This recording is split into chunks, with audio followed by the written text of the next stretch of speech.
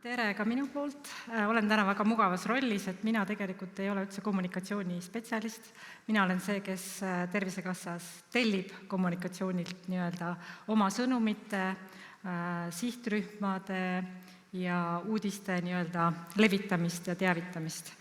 Täna räägin, võib-olla siin evolutsioon on välja lubatud, aga tegelikult aeg on napp, et räägin viimasest 3 aasta kampaaniatest ja õppekohtadest ja siis tegelikult pühendan ka päris palju aega sellele, et kuidas me ise Tervisekassas tellides siis neid sõeluuringu kampaaniaid, kuidas me hindame kampaania tulemuslikkust või kampaaniate tulemuslikkust. Nii, küsiks kõigepealt, et milleks siis üldse kulutada raha tegelikult sõeluuringute kampaaniale. Põhjus on suhteliselt lihtne, et sõeluuringud on väga hea sekkumine, millega tõendatult saab vähendada vähki haigestumust ja suremust. Ja me teame ka väga hästi, et selleks, et sõeluuringud töötaksid, et see raha, mis me sinna sisse paneme, see inimeste aeg, et see tooks tulemust, ehk siis vähendaks haigestumust ja suremust, peaks seal osalema siis piisavalt palju inimesi. Ja me näeme siit Tervise Arengu Instituudi statistikast, et see ei ole piisav, et me ei ole veel saavutanud seda 70%, mis võiks siis juba viidata sellele, et me oleme tõesti efektiivsed. Miks siis inimesed ei käi sõeluuringul? Et see on muidugi minu jaoks ka $1 miljoni küsimus, et üks asi, mida nad muidugi ise ütlevad, aga miks nad tegelikult ei käi, et seal, ma arvan, neid vastuseid on väga palju. Koht, kus me saame seda infot või seda küsimust küsida või teada saada, et miks siis inimesed ei käi, on erinevad analüüsid, raportid, uuringud, meie enda maja sees tehtavad analüüsid, jälgime Tervise Arengu Instituudi statistikat, teeme ise ka Tervisekassa statistikat, vaatame, millised on siis need inimesed, kes ei käi, millistes piirkondades nad elavad, mis vanuses nad on ja nii edasi. Väga väärtuslikku sisendit annavad tegelikult ka arstid ise, et küsime näiteks nendelt selliste fookusintervjuude käigus, Ida-Viru perearstid, palun rääkige, kuidas teil sõeluuringute läbiviimine käib, kuna perearstid Eestis kutsuvad soolevähi sõeluuringule oma patsiente ka, tõesti õed helistavad ja kutsuvad inimesi. Ja seal tuuakse ka esile selliseid või sellised vastused, et kui sellises suures pildis proovida kokku võtta, siin on väike valik ainult sellistest uuringutest ja analüüsidest, aga üldiselt on see hirm vähidiagnoosi ees, sest vähk võrdub ju surm, põhimõtteliselt lähed nagu surmaotsust kuulama.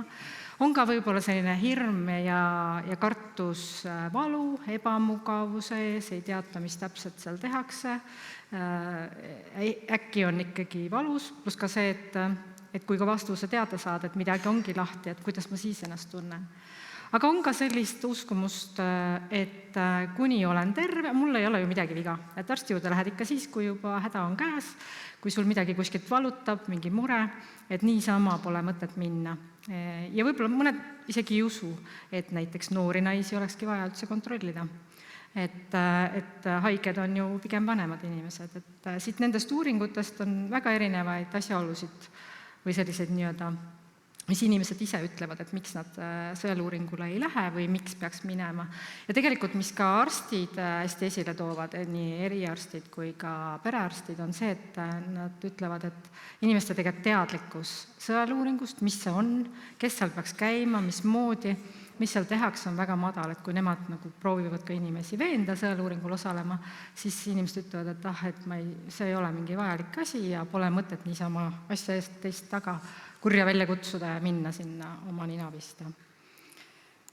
Selline huvitav slaid riigihangetest registrist, aga kuna ma lubasin rääkida 3 viimase aasta sõeluuringu kampaaniast, siis selle taga on 2022. aastal tehtud ettevalmistustöö, kus mind veel tegelikult Tervisekassas sõeluuringuid korraldamas ei olnud ja kus siis minu kolleegid tellisidki sellise suure kommunikatsioonistrateegia koos loovlahenduse ja sõnumite ja kogu selle asjaga ja 3 aastaks. Ehk siis me ei teinud enam mingit ühte kampaaniat, et kuidas ühel hetkel reklaami teha, vaid panimegi sellise plaani paika, et oleksid ühtsed sõnumid, ühtsed visuaalid, mille järjest siis ehitada üles inimeste teadlikkust, veenda neid sõeluuringul käima ja et kõik saaksid aru, kuhu ja millal minna.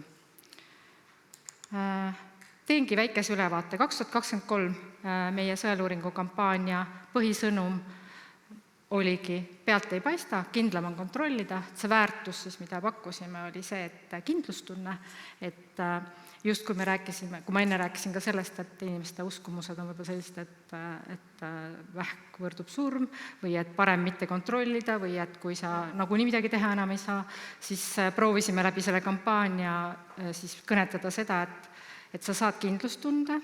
Rääkisime sellest, et väga enamus inimesi, üle 90% inimestest saavad ju teada, et kõik on korras. Ja teine on see ka, et isegi kui sul ei ole kaebused ja sümptomeid, siis sõeluuring on just sulle, sest kui sul on kaebused ja sümptomid, siis sa lähed juba arsti juurde, mitte ei oota sõeluuringu kutset.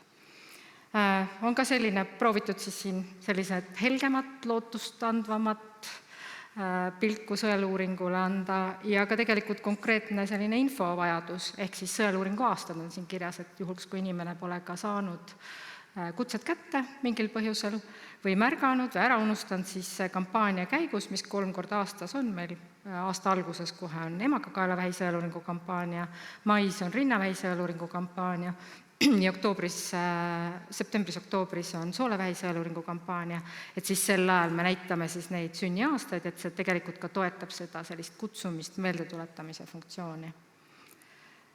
2024 läksime veelgi edasi, et siin põhisõnum oli see, et varakult avastatud haigust on lihtsam ravida, et just ka nagu tuletada inimestele meelde või nii-öelda informeerida neid või tõsta seda teadlikkust, et me tihti kahel sõeluuringu puhul me tegelikult otsime üldse vähieelseid muutusi, me ei otsigi vähki üldse ja teiseks, kui see vähk ka sõeluuringus leitakse, siis ta on kergelt ravitav, inimesed saavad terveks ja siin ongi 3 konkreetset reaalset kogemusloo rääkijat, inimesed, kellel on olnud vähk, kes olid siis oma nime, näo ja oma looga ka artiklites või nii-öelda andsid intervjuusid ja olid ka reklaamikampaaniates ja nad olidki siis nagu nii-öelda survivalid või need inimesed, kes elasid vähi üle ja just soovisime seda rõhutada, et pole midagi hullu, ärge kartke, et need inimesed said hakkama, saate teie ka.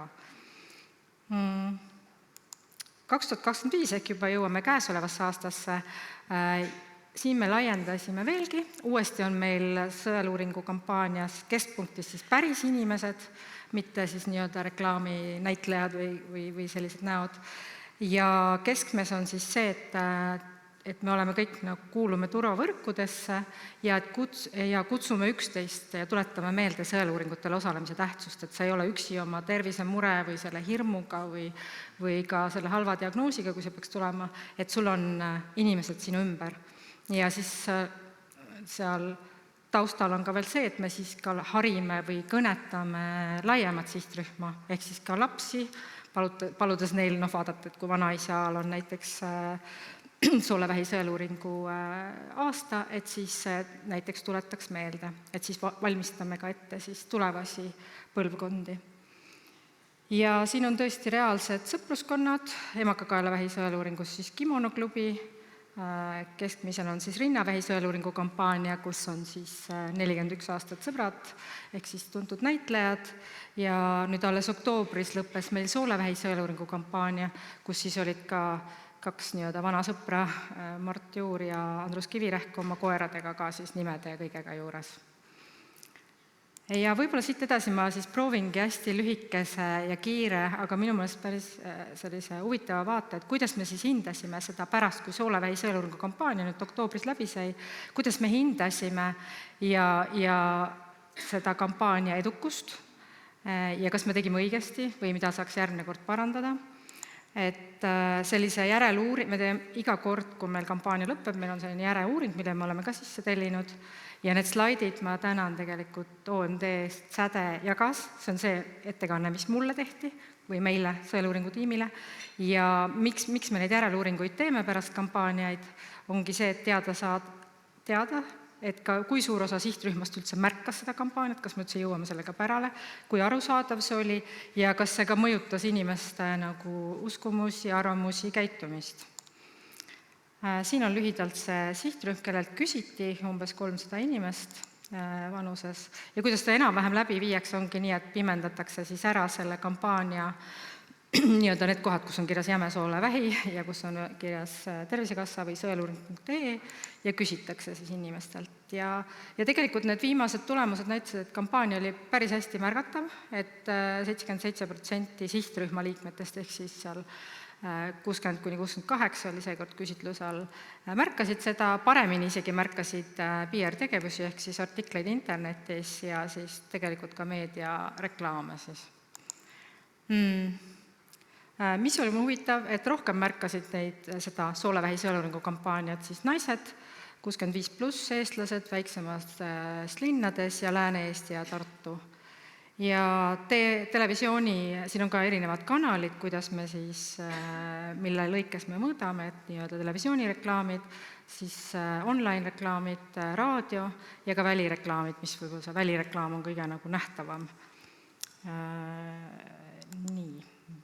Ja siin on uuesti sama, nii veidi kiirustan, et ehk siis 59% märkas artiklit internetis või printmeedias ja 52% vastanutest ütles, et nemad nägid raadio- või telesaadet.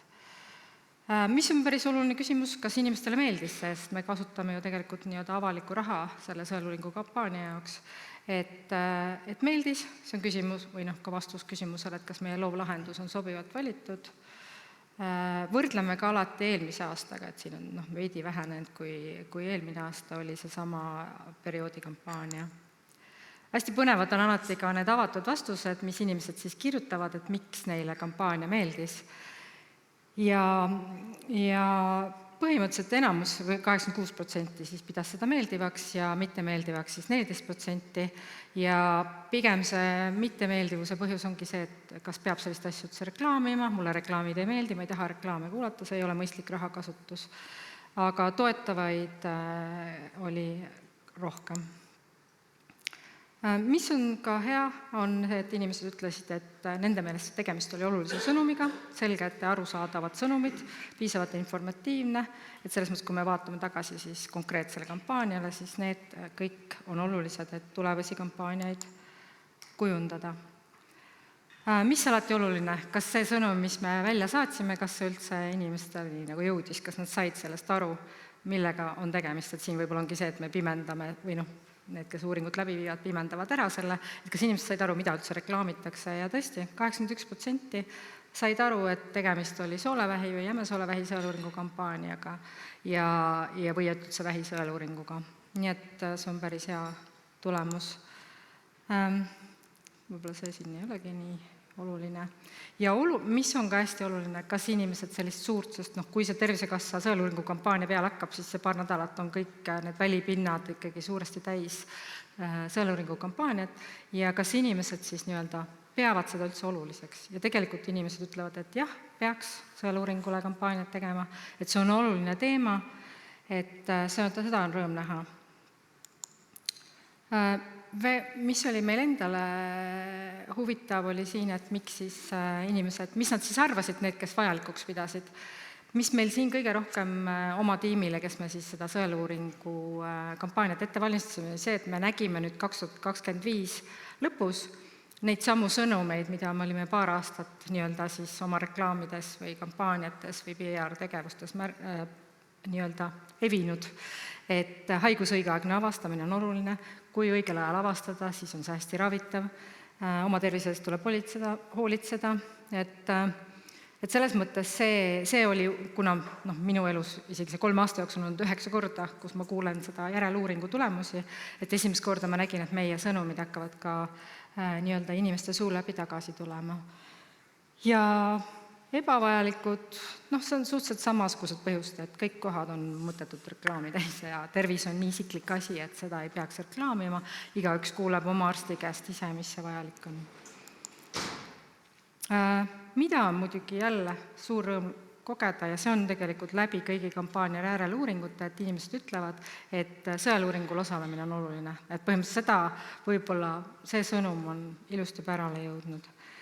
Ja alati ka huvitav vaadata, et kes need 5% või alla 5%, kes ütlesid, et ei ole oluline. Et siin on väga huvitavad põhjuseid, eks ju, et õigesti toitudes ja probiootikume tarvitades on haigestumine minimaalne või et kehapuhastus parasiitidest ennetab igasuguse haiguse ja haigusi pole olemas. Et eks see protsent alati jääb, aga see 95% on päris kõrge nii-öelda veendumus inimestele, et see on oluline. Ja mis on ka hea, et inimesed ka pärast seda, kui nad seda reklaami kuskil nägid või lugesid artiklit, nad otsisid infot juurde, ehk siis ma loodan, et nad läksid panema sõeluuringu aega või kui neil oli küsimusi või kõhklusi, siis infot juurde saama. Ja 65% väidavad, et mingil moel see kampaania ka mõjutas neid. Pani kas rohkem mõtlema või tegutsema või nad muutsid ka oma hinnanguid. Alati tore on lugeda, kuidas 73–85% inimestest vastavad, et nad on juba sõeluuringul käinud, me tegelikult teame TAI andmetest, et ei ole nii suur see osalus. Ja meile, kui Tervisekassa, kes korraldab sõeluuringut, siis tegelikult see, et 97% ütlevad, et aja broneerimine on lihtne, väga hea uudis. Siin on nüüd lihtsalt selline väike assortii sellest, et me tegelikult kõrvale mõõdame ka neid kampaania käigus klikke, näitamisi ja proovime siis sealt ka saada seda tagasisidet, et kust inimesed vaatavad, milline kanal paremini töötab. Et siit näiteks tuli välja, et TikTok see rahaliselt ei tasu ära, vähemalt soolevähi sõeluuringu kampaanias. Postimehe bänner oli parim või mingid sellised nagu infod. Ja 88% vaatab reklaame telefonist ja naised klikivad rohkem. Proovisime ka Auto24 saidile panna reklaami, see väga hästi ei töötanud. Nii et mis ma tahan siin öelda, et meil on suur plaan, mis on mitmeaastane, ehitame oma sõnumit üles, kordame, aga samal ajal seal sees me tegelikult katsetame väikeste asjadega, me katsetame kanaleid, vaatame, kuidas see töötab ja proovime siis õppida ja teha järgmised korrad paremini. Suur tänu! Publikust on tulnud küsimus, et kas need need suured sõnumid, need sloganid, mis siin ekraanil ka olid, et kas need on ka teaduslikult tõestatud ja päris? Nad on selles mõttes nad baseeruvad siis teadustulemustel. Ehk siis need samad müüdid ja nende müüdi murdmised ja proovime ka käitumispsühholoogide soovitusi ja arvamusi kasutusele võtta, et jah, rõhume nii-öelda positiivsele, veidi ütleme, et haigus on tõsine, aga me teame, mis on lahendus. Suur aitäh, Maria Surna!